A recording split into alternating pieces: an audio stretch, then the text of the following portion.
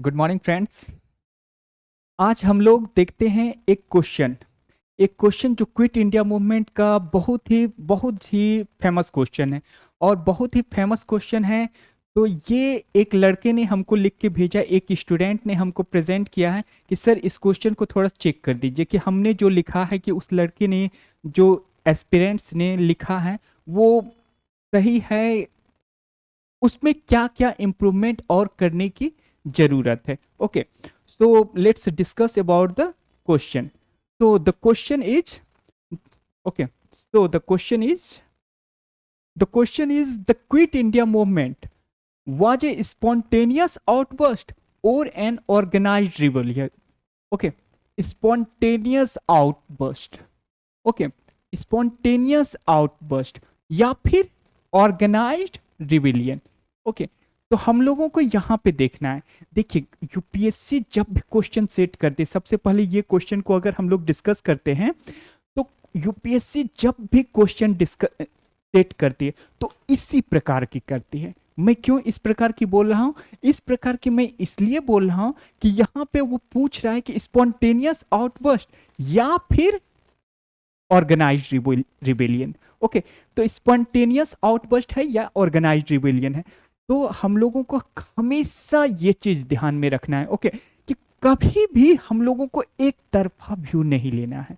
एक जो होता है कि हम ये साइड ले लिए या फिर ये साइड ले लिए, वो हम लोगों को नहीं करना है। ओके, अगर कोई स्टूडेंट लिखता है कि हाँ ये एक स्पॉन्टेनियस आउटबर्स्ट था और उसके लिखने में वो जो कि है ये पॉइंट ये पॉइंट ये पॉइंट ये पॉइंट देके वो जस्टिफाई कर देता है, लेकिन ऐसा नहीं है। ओके, और अगर कोई स्टूडेंट लिखता है कि नहीं ये एक ऑर्गेनाइज्ड रिबेलियन था और उसके उपलक्ष्य में वो पॉइंट दो चार जितने भी वो जानता है, जितने भी वो वर्ड लिमिट में लिखा जा सकता है, उसको लिख के वो जस्टिफाई कर देता है। तो ऐसा भी नहीं करना है। ओके, हम लोगों को लेना है, दोनों पक्ष को देखना है। इसीलिए यूपीएससी ने इस तरह के क्वेश्चन को फ्रेम करते हैं, चाहे वो, और सबसे ज्यादा इस तरह के फ्रेम क्वेश्चन किया जाता है। देखिए, महादेव आईएएस एकेडमी जो है, Mahadev IAS academy is known for philosophy optional. Okay, philosophy optional की यहाँ पे अच्छे से तैयारी, संपूर्ण तैयारी की जाती है।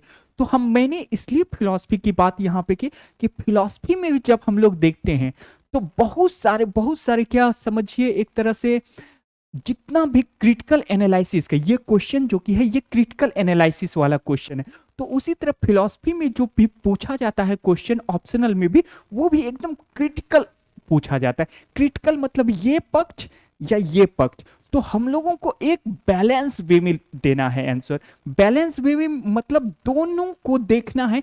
कम ज्यादा हो सकती है, कम ज्यादा कि हमने जो कि है स्पॉन्टेनियस आउटबर्स्ट को जो कि है इसका मान लीजिए 3 पॉइंट दे दिया या 4 पॉइंट दे दिया, और ऑर्गेनाइज्ड रिबेलियन को अगर हम लोग देखते हैं तो इसमें हम लोग 2 पॉइंट दे दिए या फिर 1 पॉइंट दे दिए या फिर 3 पॉइंट दे दिए। ओके, लेकिन हम लोगों को बैलेंस करना चाहिए। बैलेंस करना चाहिए मतलब दोनों पक्ष को देखना चाहिए, इस पक्ष को भी देखना चाहिए, इस पक्ष को भी देखना चाहिए, क्योंकि कोई भी चीज पूर्ण सत्य नहीं होता है। एक बात याद रखिएगा, कोई भी चीज पूर्ण सत्य वो नहीं होता है।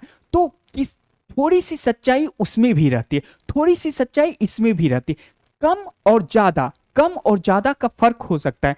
तो उसी तरह ये फिलॉसफी सब्जेक्ट में भी क्रिटिकल जब पूछता है तो हमेशा हम लोगों को ध्यान में रखना है कि कम ज्यादा हो सकता है, लेकिन कुछ ना कुछ जो कि है, चाहे कोई सा भी फिलॉसफी, कोई भी चीज अगर एक ही बार में वो संतुष्ट हो जाए कि स्पॉन्टेनियस रिबेलियन, तो फिर ये क्वेश्चन बनाने का उसका पर्पस ही नहीं था यूपीएससी का। अगर वो कह दिया कि ऑर्गेनाइज्ड रिबेलियन था, तब पर भी ये क्वेश्चन बनाने का उसका पर्पस नहीं था। वो आपका देखना चाहता है कि व्यू पॉइंट, कि आप किस तरह से सब चीजों को ऑर्गेनाइज्ड करते हैं। ऑर्गेनाइज्ड करते मतलब इस पॉइंट को भी लेके इस पॉइंट को भी लेके दोनों को किस तरह से बैलेंस करते। आपका व्यू एक तरफा नहीं है, आपका व्यू जो कि है दोनों तरफ से आप देखते हैं सत्य को, जो कि है सत्य इसमें भी है, सत्य इसमें भी है। तो लेकिन इसमें भी थोड़ा सा सत्य है, इसमें भी थोड़ा सा सत्य है, या फिर इसमें ज्यादा है इसमें कम है, या फिर इसमें ज्यादा है इसमें कम है, लेकिन दोनों में थोड़ा ना थोड़ा सत्य है। ओके, तो ये हम लोगों को ध्यान में रखना है। ओके, फिलॉसफी में इस तरह के ज्यादा क्वेश्चन पूछे जाते हैं कि क्योंकि फिलॉसफी मीन्स क्रिटिकल एनालिसिस, तो ये भी क्वेश्चन क्रिटिकल एनालिसिस वाला है। दूसरी बात, हम लोग अगर पेपर 4 में देखते हैं, जीएस पेपर 4 में, और खास करके अगर हम लोग केस स्टडी में देखते हैं या फिर जीएस पेपर 1 में भी, जीएस पेपर 4 में चाहे वो पार्ट 1 हो या पार्ट 2 जो कि होता है केस स्टडी, तो वहां भी हम लोगों को एक तरफ का व्यू नहीं देना है, एक तरफ का व्यू नहीं रखना है, दूसरे को हमेशा देखते रहना है कि इस तरह से क्या व्यू आ रहा है, इस तरह से क्या, इस तरह से अगर हम लोग देखते हैं तो ये हमारा दिखाता है ओपन माइंडेडनेस, कि हम दोनों तरह के व्यू को देख के समझ के तब जाके हम उस पर डिसीजन लेते हैं कि हाँ ये ज्यादा सही है, ये कम सही है। ओके, तो ओपन माइंडेडनेस को हमको दिखाता है। फिर हमारा ये भी दिखाता है कि आप कितने ज्यादा क्रिटिकल से इवेलुएट चीजों को कर सकते हैं, आप कितने ज्यादा क्रिटिकली अच्छे से चीजों को समझ सकते हैं, चीजों को जानने की कोशिश करते हैं। ओके, नहीं तो एक तरफा व्यू वो गलत हो जाता है। तो यहां पे हम लोगों को ये सारे चीजों को ध्यान में रखना है। ओके,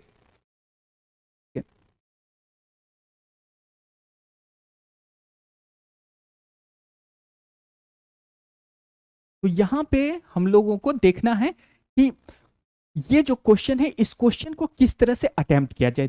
जैसे हम लोग देखते हैं कि क्विट इंडिया मूवमेंट कब लागू हुआ था? क्विट इंडिया मूवमेंट का ऑल इंडिया कांग्रेस कमेटी ने 8 अगस्त को, जो कि था 8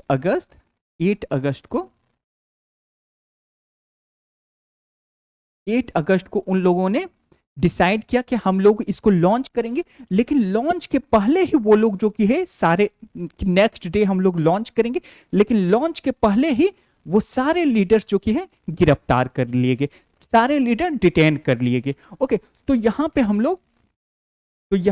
लोग देखते हैं, ओके लेट इट, तो यहां पे हम लोग देखते हैं तो हम लोग को किस तरह से अब अटेम्प्ट करना है क्वेश्चन को। पहले तो ये बात समझ में आ ही गई कि एक तरफा व्यू नहीं लेना, वन साइडेड हम लोगों को अप्रोच नहीं रखना, अप्रोच होना चाहिए बोथ साइड का। ओके, कम ज्यादा हो सकते हैं, और इसी से हमारा बैलेंस वे दिखाता है, क्रिटिकल माइंड दिखाता है, ओपन माइंडेडनेस दिखाता है, जो कि यूपीएससी को चाहिए। ऐसा ही स्टूडेंट चाहिए, ऐसा ही कैंडिडेट चाहिए जिसका माइंड ओपन हो, जिसका क्रिटिकल एनालाइज कर सके चीजों को। ओके, तो अब देखते हैं थोड़ा सा किसी भी चीज को आंसर लिखने से पहले, जैसे क्विट इंडिया मूवमेंट, उसमें थोड़ा सा हमको इंट्रोडक्शन डालना है। ओके, इंट्रोडक्शन क्या हो गया? In the whole history of freedom movement, the quit India movement demonstrated an unparalleled heroism and militancy. Okay, it was the most intense freedom struggle. तो इस तरह से इंट्रोडक्शन हो गया। इंट्रोडक्शन हम लोगों को कोशिश करनी है कि 2 या 3 सेंटेंस और मैक्सिमम 4 सेंटेंस में पूरा कर देना है। ज्यादा 3-4 लाइन से ज्यादा इंट्रोडक्शन जाना ही नहीं चाहिए। ओके, क्योंकि वर्ड लिमिट भी रहती कि हम लोगों को 200 वर्ड में ही लिखना है, और बॉडी तो लिखना ही, क्योंकि नंबर जो मिलेगा वो बॉडी से ही मिलेगा। बॉडी में आप क्या क्या लिख रहे हैं, किस तरह से आप अपनी चीजों को जस्टिफाई कर रहे हैं, किस तरह से आप उस चीजों को प्रूव कर रहे हैं। ओके, तो हम लोगों को इंट्रोडक्शन देना भी जरूरी है, लेकिन इंट्रोडक्शन से समझ में आता है कि आप किस चीज के बारे में डिस्कस कर रहे हैं। तो लेकिन कोशिश करनी है कि 3 सेंटेंस इंट्रोडक्शन हो जाएगा, और 3 से 4, इससे कम ही हो इंट्रोडक्शन, और कंक्लूजन भी 3 से 4 यानी कि 3 लाइन में एवरेज लिख देना है। ओके, तो यहां पे भी जो कि है हम लोग देखते हैं कि यहां पे भी इंट्रोडक्शन इतना सफिशियंट है। दूसरी बात, अब हम लोग देखते हैं कि इन 1942 कि या ये स्पॉन्टेनियस आउटबर्स्ट था या फिर एक ऑर्गेनाइज्ड रिबेलियन था। ओके, तो in 1942 even the broad program had not yet been spelled clearly since the leadership was yet to formally launch the movement. तो ब्रॉड प्रोग्राम भी हम लोग देखते हैं कि ये नहीं हम लोग लॉन्च कर पाए थे। क्यों? क्योंकि अभी हम लोगों ने देखा कि 8 अगस्त को उन लोगों ने कहा कि हम लोग लॉन्च करेंगे, लेकिन वो सारे लीडर्स फिर डिटेन कर लिए गए, फॉर्मली लॉन्च करने के पहले ही डिटेन कर लिए गए। तो ब्रिटिश ने डिटेन कर लिया। तो ये एक, जब लॉन्च करने के पहले ही जब सबको डिटेन कर लिया, तो अब कैसे वो लोग बताएगा कि क्या क्या प्रोग्राम होना चाहिए, इस तरह से करो, इस तरह से करो, यहाँ पे ये करो, यहाँ पे वो करो, यहाँ पे जो कि है ये टैक्स का बैन करो, यहाँ पे जो कि है इस ब्रिज को जो कि है यहाँ पे किसी को आने मत, यानी कि कुछ भी तरह का हो, कहीं पे भी टैक्स को बंद करना हो, कहीं पे भी किसी चीज को डिस्ट्रॉय करना हो, पब्लिक प्रॉपर्टी को या फिर किसी भी चीज को, तो वो नहीं हो पाएगा। क्यों? क्योंकि सारे लोग डिटेन कर लिए, तो ब्रॉड प्रोग्राम भी वहां पे हम लोग देखते हैं तो नहीं हो पाया। तो ब्रॉड प्रोग्राम भी स्पेल्ट नहीं हो पाया, तो ब्रॉड प्रोग्राम भी स्पेल्ट नहीं हो पाया, तो लेकिन हम लोग क्या देखते हैं कि quit India movement was the most, वहां पे हम लोगों ने इंट्रोडक्शन में देखा कि अनपैरेलल्ड हीरोइज्म यहां पे आया और मिलिटेंसी। ओके, तो it was the most intense freedom struggle, most intense freedom struggle. Okay, okay, it was the most intense freedom struggle यहां पे आया।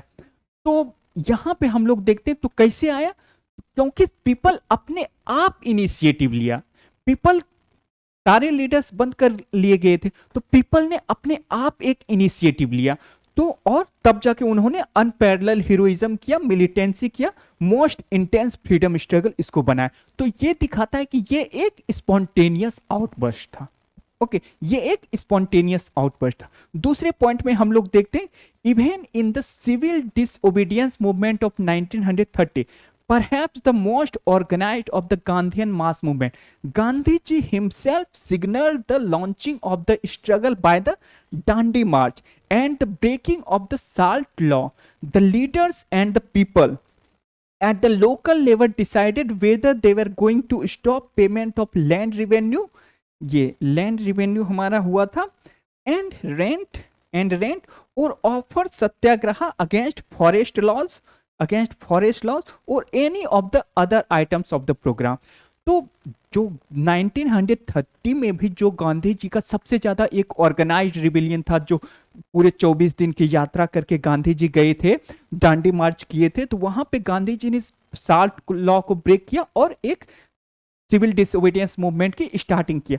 लेकिन वो गांधी जी ने स्टार्ट किया, लेकिन बहुत ज्यादा जगह जैसे आंध्र प्रदेश में वहां पे फॉरेस्ट लॉज को जो कि है, फॉरेस्ट पे जो कि है उन लोगों को टैक्स देना पड़ता था, वहां की कुछ चीजें कलेक्ट करने के लिए, जैसे कुछ भी फूड आइटम्स कलेक्ट किया जा सकता है या फिर फ्यूल कलेक्ट करने के लिए लोग जाते थे फॉरेस्ट, तो उन लोगों को टैक्स देना पड़ता, तो लोगों ने आंध्र प्रदेश में फॉरेस्ट टैक्स देना बंद किया। फिर हम लोग देखते हैं कि बिहार में जैसे हो गया, बिहार में बहुत ज़्यादा स्कोप नहीं था साल्ट लॉ को ब्रेक करने का, तो बिहार में हम लोग देखते हैं कि चौकीदारा टैक्स हुआ था, चौकीदारी को टैक्स देना पड़ता था लोगों को, तो लोगों ने उसको देना बंद कर दिया।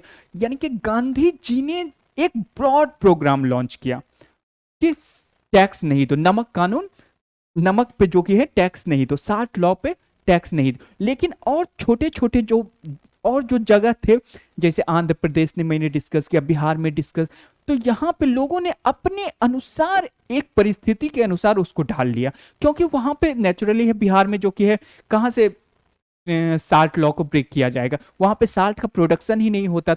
लेकिन हम लोगों को बने रहना है उस मूवमेंट में, हम लोगों को उस मूवमेंट को सफल बनाना है, तो सफल बनाना है तो जो मिलता है, जो भी हम लोग को लगता है कि ये अन्याय हो रहा है, ये जो कि है इनजस्टिस टैक्स हो रहा है, तो उसी को ब्रेक कर दो, उसी को यानी कि हटा दो, तभी तो हम लोग उस मूवमेंट को सक्सेसफुल बनाएंगे, तभी तो हम लोग उस मूवमेंट के प्रति जो कि है जुड़े रहेंगे, नहीं तो हम लोग को लगेगा कि हम लोग उस मूवमेंट से कट गए हैं।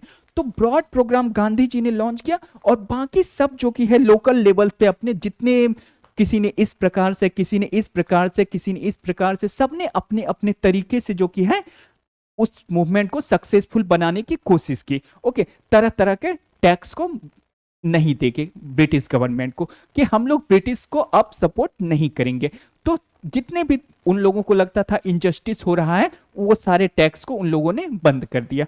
तो ओके, तो यहां पे ये भी दिखाता है कि एक क्विट इंडिया मूवमेंट भी एक ऑर्गेनाइज रिवेलियन नहीं था, वो एक स्पॉन्टेनियस था। और क्योंकि 30 जो ऑर्गेनाइज था उसमें भी बहुत सारे चीजें स्पॉन्टेनियस थे, और यहां तो सारे लीडर्स बंद हो चुके थे पहले ही, फॉर्मली लॉन्च के पहले, तो नेचुरली है स्पॉन्टेनियस। और 30 में भी बहुत सारे चीजें जो लोकल लेवल पे हुई वो भी स्पॉन्टेनियस था। ओके, अब तीसरी बात देखते हैं, the degree of spontaneity and popular initiative that was actually exercised has been sanctioned by the leadership itself.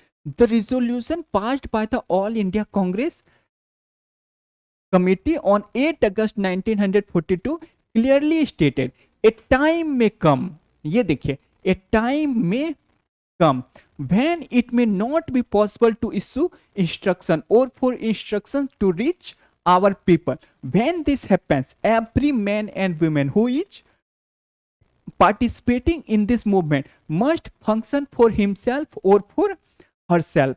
Every Indian who desires freedom and strives for it must be his own guide. यहां देखिए, must be his own guide. Okay, must be his own guide. तो ये भी जो statement है, ये जो statement है, ये भी दिखाता है हमारा, देखिए यहां पे ये स्टेटमेंट बहुत ही कंट्रोवर्शियल है, बहुत ही कंट्रोवर्शियल नहीं, बहुत ही ज्यादा क्रिटिकल है। ओके, ये स्टेटमेंट बहुत ही ज्यादा क्रिटिकल। अगर हम लोग एक नजर से इसको देखते हैं तो ये दिखाता है कि ए टाइम में कम, जब हम लोग नहीं रहेंगे इंस्ट्रक्शन देने के लिए, तो आप अपने आप निर्णय लीजिए। तो जब आप अपने आप निर्णय लेंगे तो ये एक दिखाता है कि स्पॉन्टेनियस हो रहा है, लेकिन एक तरह से ये भी दिखा रहा है कि आप उसको ऑर्गेनाइज तरीके से कह रहे हैं कि आपको जो मन हो वो कीजिए। यहां पे डबल मीनिंग छुपा हुआ है। ओके, ये स्टेटमेंट बहुत ज्यादा क्रिटिकल स्टेटमेंट है। ओके, तो यहां पे दोनों मीनिंग यहां से निकल के आती है। एक तो यह दिखा रहा है कि आप जो कि कह रहे हैं कि स्पॉन्टेनियस होगा, क्योंकि हम लोग हो सकता है कि नहीं रहेंगे इंस्ट्रक्शन देने के लिए कि ये करो, ये टैक्स बंद करो, यहाँ पे जो कि सारे लोग पहुंचो, यहाँ पे मूवमेंट करेंगे, यहाँ पे करेंगे, यहाँ पे सारे लोग पहुंचो, इसको सफल, यहाँ पे सफल बनाएंगे, वहां सफल बनाएंगे, ये टैक्स नहीं देके इसको सफल बनाएंगे मूवमेंट को। लेकिन एक ये दिखा रहा है और दूसरा दिखा रहा है कि आप इस चीजों के माध्यम से लोगों को यह भी बोल रहे हैं कि ये जो कि है इस तरह से हम लोग करने से एक तरह का ऑर्गेनाइजेशन भी दिखा रहा है। भले ही ये देखने में नहीं लग रहा हो कि ये ऑर्गेनाइज्ड स्पॉन्टेनिटी को नहीं दिखा रहा हो, लेकिन ये दोनों चीज दिखा रहा है। ये सेंटेंस स्पॉन्टेनिटी को भी दिखा रहा है और ये सेंटेंस थोड़ा सा सम एलिमेंट ऑफ ऑर्गेनाइजेशन भी दिखा रहा है कि ऑर्गेनाइज था गांधी जी या फिर कांग्रेस के कमेटी, उन्होंने भी खुद बोल दिया कि you can do what ever you can do, do और डाई। ओके, डू और डाई। ओके, डू और डाई। ओके, तो डू और डाई जब कह दिए, डू और ओके, डू और डाई जब कह दिए, तो यह भी दिखाता है कि आपको खुद लीडर्स ने कह रहे हैं कि आपको जो करना है वो कीजिए। तो यह भी सेंटेंस स्पॉन्टेनिटी दिखा रहा है और सम एलिमेंट ऑफ ऑर्गेनाइज्ड भी दिखा रहा है। ऑर्गेनाइज्ड इसलिए दिखा रहा है क्योंकि लीडर खुद इसको सैंक्शन कर रहा है। लीडर्स खुद कह रहा है कि डू और डाई, यानी कि पूरा फाइट करो, जो तुम्हारे मन में हो करो। लीडर्स खुद इस सेंटेंस को कह रहे हैं। तो लोगों द्वारा ये स्पॉन्टेनिटी है और लोगों के द्वारा, क्योंकि लीडर्स खुद लोगों को कह रहा है, इसलिए ये एक थोड़ा सा ऑर्गेनाइज्ड भी हो गया। ओके, तो यहां पे दोनों एलिमेंट हमको देखने को मिल जाते हैं। ओके, तो यहां पे भी देखना, इसको आप दोनों सेंटेंस में रख सकते हैं, लेकिन ज्यादा इसको स्पॉन्टेनिटी में ही हम लोग रखेंगे। स्पॉन्टेनिटी में क्योंकि लीडर्स कह रहा है कि आप लोग इनिशिएटिव लीजिए, भले ही उसको लीडर्स कह रहा है, लीडर्स कह रहा है कि आप लोग इनिशिएटिव लीजिए, तो स्पॉन्टेनिटी हो गया। लेकिन चूंकि उस सेंटेंस को लीडर्स खुद कह रहा है, तो इसीलिए यह एक थोड़ा सा ऑर्गेनाइज्ड भी हो गया। ओके, समझ में आ गया ना? तो यहां पे दोनों चीज हो गया। लीडर्स कह रहा है कि आप इनिशिएटिव लीजिए, तो वो एक स्पॉन्टेनिटी हो गया कि लोगों द्वारा इनिशिएटिव लिया जा रहा है, और लीडर्स चूंकि बोल रहा है इनिशिएटिव लेने के लिए, तो एक तरह का ये एक ऑर्गेनाइज्ड भी हो गया। ओके, तो यहां पे थोड़ा सा इसमें दोनों हम लोगों को देखने को मिलता है, spontaneity as well as organised. Okay, अब जो कि however in 1942 quit India movement we find some degree of pre-planning was also there। यहां पे हम लोग देखते हैं कि ऑर्गेनाइज्ड भी कुछ हद तक था। कैसे था भाई? प्री प्लानिंग जो है, यहां पे pre planning was also there. Okay, pre planning was also there. Okay, कैसे? एक तो ये सेंटेंस से हो गया थोड़ा सा प्री प्लानिंग कि आप जो कि है लीडर्स खुद कह रहा है, और तो लीडर्स जब बोल रहा है तो ऑर्गेनाइज, और थोड़ा सा pre planning was also there. Okay, कैसे? इन गुजरात, जो कि Gujarat, Sardar Patel had been touring Bardoli and other areas since June 1942, telling people of an impending struggle and suggesting that non-revenue campaigns could well be part of it। अब movement में ये non revenue campaigns जो कि है, ये सरदार पटेल जो कि है खुद कह रहे हैं कि ये सब होगा, लीडर्स खुद कह रहे हैं कि ये सब जो कि है, जो कमिंग स्ट्रगल होगा 1942 का क्विट इंडिया मूवमेंट, तो इसमें ये सब पार्ट होगा। ओके, ये सब पार्ट की नॉन रेवेन्यू देंगे, किसी भी चीज में हम लोग टैक्स देना बंद कर देंगे। तो ये नॉन रेवेन्यू लीडर्स खुद कर रहे हैं। तो एक तरह से हम लोग यहां पे देखते हैं कि सम एलिमेंट ऑफ, यहां पे ये सेंटेंस दिखा रहा है कि प्री प्लानिंग भी था। ओके, तो क्विट गुजरात में सरदार पटेल ऐसे बोलते, तो यहां पे प्री प्लानिंग हम लोगों को दिखता है। दूसरी देखते हैं, Gandhi ji himself through individual civil disobedience campaign in 1940-41 and more directly since early 1942 had prepared the people for the coming battle, which he said would be short and swift। okay, ये short and swift।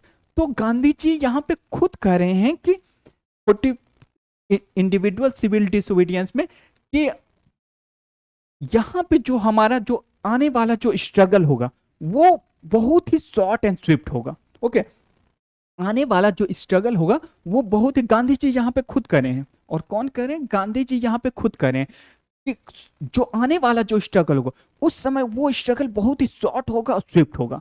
जो करना है मतलब करो, यानी कि do और die. उस शॉर्ट एंड स्विफ्ट में डू और डाई। ओके, तो यहां पे गांधी जी खुद कह रहे हैं, गांधी जी खुद कह रहे हैं कि डू और डाई, स्विफ्ट स्ट्रगल होगा, शॉर्ट स्ट्रगल होगा और वो स्ट्रगल स्विफ्ट होगा। तो यहां पे गांधी जी चूंकि खुद कह रहे हैं, तो गांधी जी खुद लोगों को कह रहे हैं, तो ये एक दिखा देता है कि ये जो स्ट्रगल है, ये जो स्ट्रगल 1942 का है, ये एक तरह से ऑर्गेनाइज था क्योंकि लीडर्स खुद कह रहे थे यहां पे शॉर्ट एंड स्विफ्ट वो स्ट्रगल होगा। लीडर्स खुद कह रहे थे, लोगों को बता रहे थे कि आने वाले स्ट्रगल शॉर्ट एंड स्विफ्ट होगा, इसीलिए डू और डाई। तो यहां पे ये एक दिखा देता है कि some element of pre planning भी था।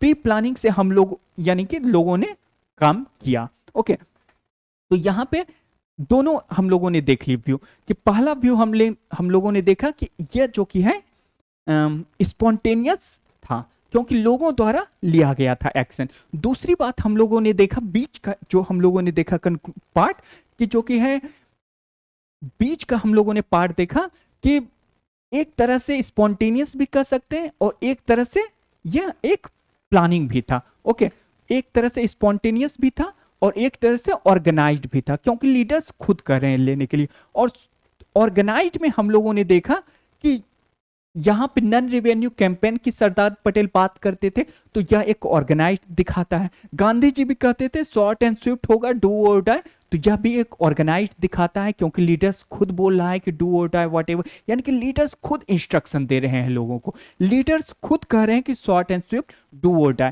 तो यानी कि ऑर्गेनाइज, भले ही वो ऑर्गेनाइज कितना भी खराब हो, वो हम सब लोगों को मतलब नहीं है। हम लोगों को यह जस्टिफाई करना है कि यह ऑर्गेनाइज्ड था यह मूवमेंट या फिर स्पॉन्टेनियस था। तो लीडर्स खुद कह रहे हैं डू और डाई, शॉर्ट एंड स्विफ्ट, तो यह एक ऑर्गेनाइज दिखा देता है, प्री प्लान दिखा देता है कि प्री प्लानिंग में हम लोग ऐसा कुछ भी करेंगे, हम लोगों को बस सिर्फ फोकस रखना है, हम लोगों को आजादी पे फोकस रखना है, क्विट इंडिया पे फोकस रखना है, भारत छोड़ो पे फोकस रखना है, और बाकी जो तुम लोगों को अच्छा लगे करो। तो प्री प्लानिंग से हम लोगों ने भारत छोड़ो को सफल बनाने का निश्चय कर लिया था। तो ये ऑर्गेनाइज हम लोगों को दिखा देता है। तो अब इतना हम लोगों ने देख लिया, दोनों व्यू देख लिए, एक स्पॉन्टेनियस का व्यू देख लिए, एक जो कि है प्री प्लान का व्यू देख लिए। अब जो कि है इंट्रोडक्शन भी देख लिए, अब कंक्लूजन भी लिखना बहुत ज्यादा जरूरी है। कंक्लूजन में हम लोग देख लेंगे कि in this way we find that there were both spontaneity as well as some element, यहां पे some element of broad general instruction, यहां पे ब्रॉड जनरल इंस्ट्रक्शन जो कि था प्रेजेंट था वहां पे मूवमेंट में। Some element of broad general instruction were also present during the quit India movement. Okay, तो इस तरह से हम लोगों को व्यू रखना है कि भले ही some element of broad general instruction था, लेकिन सम एलिमेंट वहां पे प्रेजेंट था ब्रॉड जनरल इंस्ट्रक्शन, और स्पॉन्टेनिटी था, क्योंकि स्पॉन्टेनिटी तो था ही क्योंकि 8 अगस्त को लोगों ने, कांग्रेस कमेटी ने रिजोल्यूशन पास किया कि हम लोग लॉन्च करेंगे, लेकिन लॉन्चिंग पहले ही वो लोग गिरफ्तार हो चुके थे। ओके, तो यहां पे दोनों व्यू हम लोग को रखना है, और क्वेश्चन भी जो यूपीएससी ने बनाया है इसी सोच को बनाया है,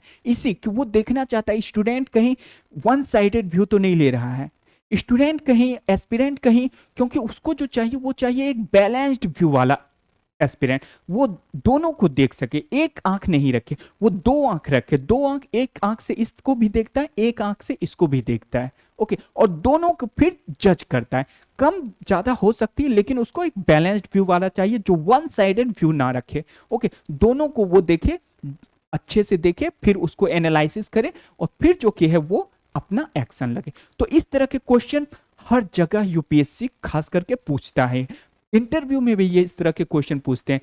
ऑप्शनल अगर फिलॉसफी लेंगे तो फिलॉसफी में भी ये इस तरह के क्वेश्चन बहुत ज्यादा मिलेंगे आपको।